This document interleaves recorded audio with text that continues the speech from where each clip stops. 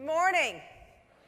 It's fun to actually come talk to you after hearing from Grant and Teresa, because you're going to hear some of the same themes from many of the speakers. It's always great to be at a FedScoop event, and specifically CyberTalks, because you are going to hear those same themes.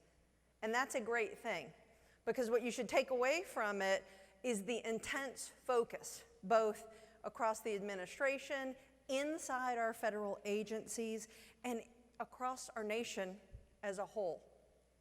Now, we think about these really important topics.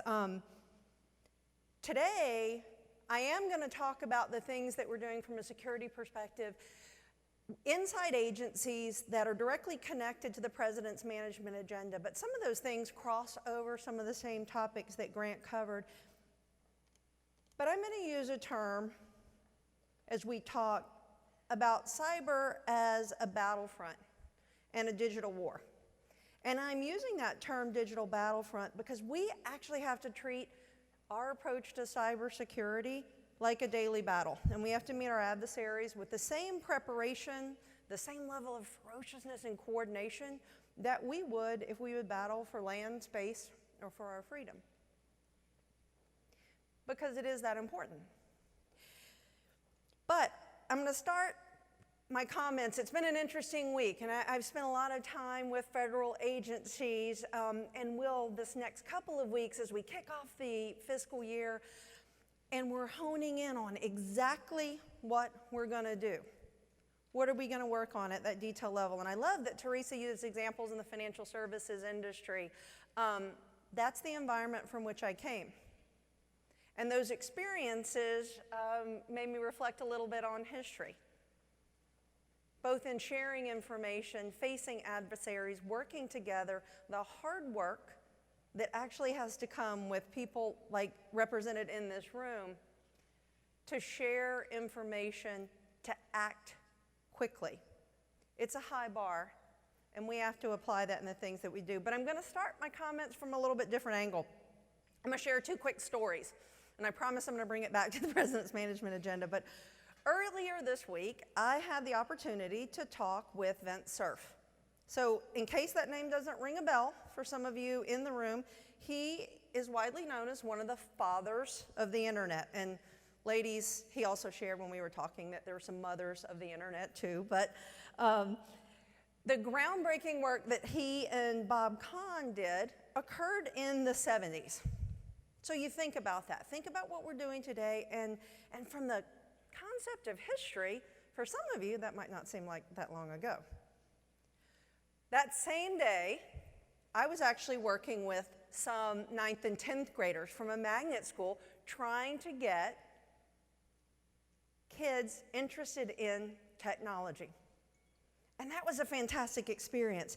But as I'm meeting with this group of 9th and 10th graders, and they are in science and technology majors, they were sure that Vint must be ancient because the concept of life without an internet was a foreign thing to them.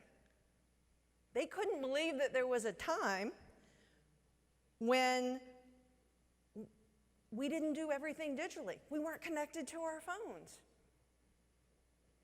And they were stunned because Vince actually isn't that old. And so I thought it was really curious to think about a time when the digital world was nascent and security was not a top priority. Think about that story. Think about what we have to do. That is an example of the pace. So second story, a lot of mornings I look at the important events of history that occurred on that day. Just a thing, I like to remind myself, why do we do what we do? What happened? And why does what you do on a single day actually make a huge difference? So I'm going to do a little fast walk through history to amuse you. And one other thing, since it's morning and it's dark out there, and if you haven't had enough coffee, I don't want you to go back to sleep. In 1881, the very first rivet was put into the Statue of Liberty. They did it over in France, but they assembled the entire thing before they moved it to the United States, a symbol of freedom. In 1946, the first camera was launched on a number 13 rocket from White Sands Missile Range, and it took the first photograph of our Earth from outer space. Think about what we do today. Think about what we do today and the pictures that we take from outer space. In 1991, Deep Space One was launched to collect data on comets and asteroids. I'm also going to share one other story I was sharing with Goldie earlier. On October 24th, today is actually my father's birthday as well, and he's an Astros fan. So, happy birthday, Dad. Go Nats. A little morning excitement. But what else happened at this time? About 50 years ago, the same time that Vint and Bob and the folks at DARPA were getting the internet rocking, and the concept of hacking actually began. It's been there since the beginning, but not as a malicious act of theft, but by collegiate computer science students who were trying to one-up each other. They were trying to bend the rules to find unique ways of altering computer software and hardware to speed it up and make things happen better. So, I share those stories with you. Now I want to talk to you about what we're doing now, and I want you to think about that pace, the pace of change, and how what we do every single day does matter and changes what we're doing. These were harbingers of freedom, of global connectivity, and these examples make the point that even when digital, cyber, mobile landscape is evolving, there was somebody trying to hack it, trying to get into it, and trying to compromise what was being done. And today, the cyber battles aren't about curiosity. It's a direct affront to our privacy and a battle for our economy and our national security. So, President's Management Agenda, what I am here to talk about. And the goals for IT modernization, data, and workforce evolution, it's required that cybersecurity is a high priority embedded in each one of those. You've already heard comments to that from each of our speakers. And I'm going to talk a little bit about the things that are on our 2020 execution agenda across all the agencies. And those of you who are in here representing agencies, I hope one of these is on your list. If it's not, let's chat. So our efforts with IT modernization, moving us to cloud and other capabilities as a service, infrastructure, applications, and software. We're continuing to drive that transformation from legacy. So that moves from EIS, cloud application rationalization, and the drive for security focus. Also, we have a cap goal in the President's Management Agenda around citizen-centered design. And that asks us to deliver more services digitally and via mobile capabilities. When we do that, we have to add the technology capabilities to enhance encryption techniques and institute behavioral protocols where we clearly communicate the expectations of those who are using those services and the way that we're going to protect privacy, how we secure our networks, and how we handle federal data. I also want to reiterate a point that I've made many, many times. When we talk about the modernization that's going on, modern systems and modern design is more secure because data is encrypted, moving at rest, and as we're going through various computational activities, and that is the foundation, as well as when we look at high-value assets and that component of the policy. How do we make decisions about what we modernize first?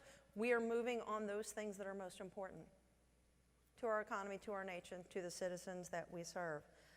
That's also where we will continue to focus on identity and access management policies. Fiscal 2020 is also important for continued emphasis on how we mature our practice for enterprise cyber risk. You're going to hear more about this today, but this equates to the specific actions and priorities for a couple of areas. Ongoing partnership with DHS to improve the speed and quality of information sharing and the visibility of activities inside the federal government. We did a lot of work on that last year, but also now outside.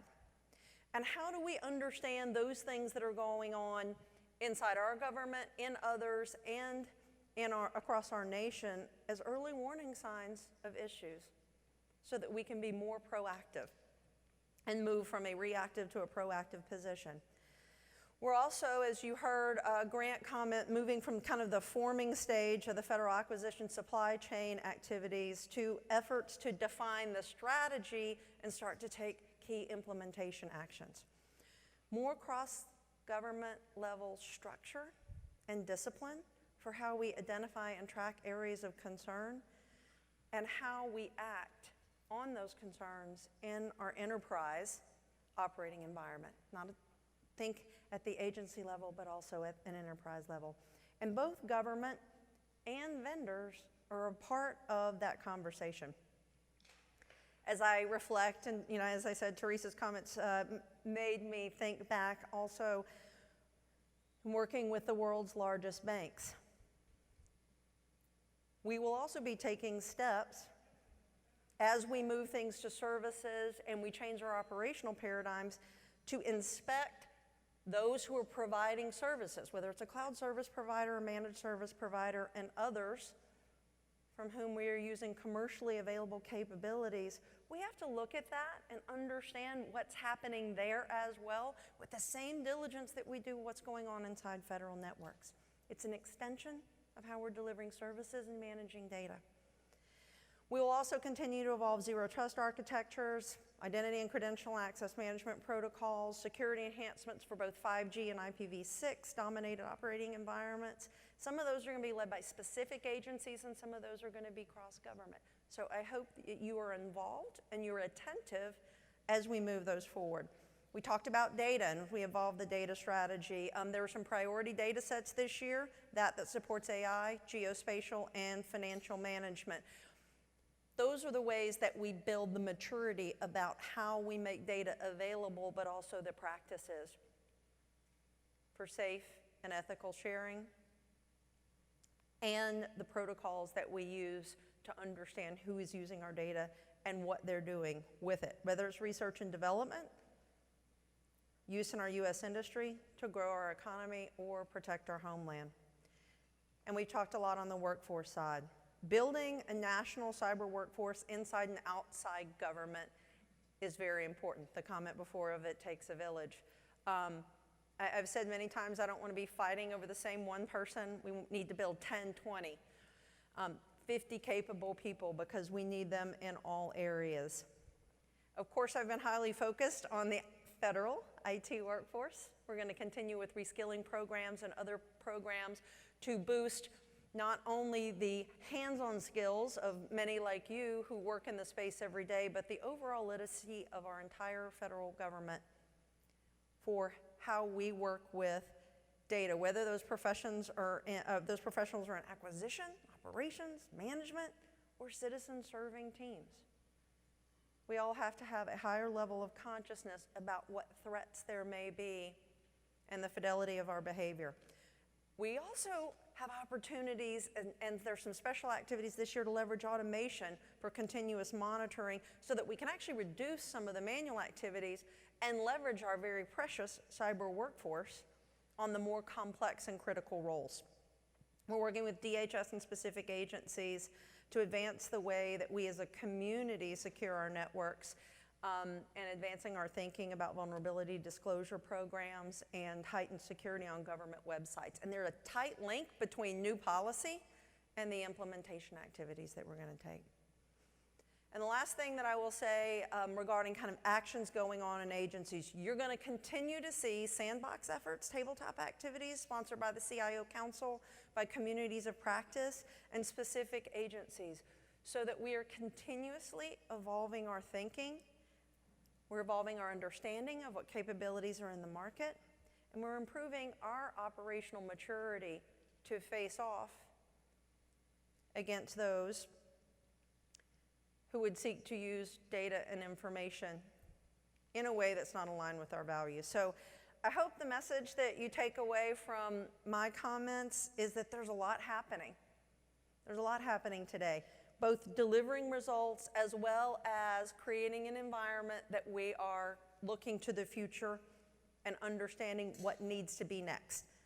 I hope the brief reflection of history was entertaining, but it also reminds you that we're in a time of constant change, And those threats change just as fast. They get more complex every day. And so our challenge is not confined to a month. It starts every day in the way that we work and the way that we live our lives. So we will win on this digital battlefront because each one of us here and the people across our nation treat cybersecurity like a daily battle. We have to meet our adversaries with that same preparation and coordination as some of those historic battles in history, as some of those great space explorations, and some of our most exciting inventions. So you think about land, space, and freedom. We've proven we can win, and we have to have that same level of attention in this space as we go forward. So thank you all for making the investment here today. Every single day counts, and I hope that you take something back from these conversations that's going to affect what you do. Thank you for being part of this.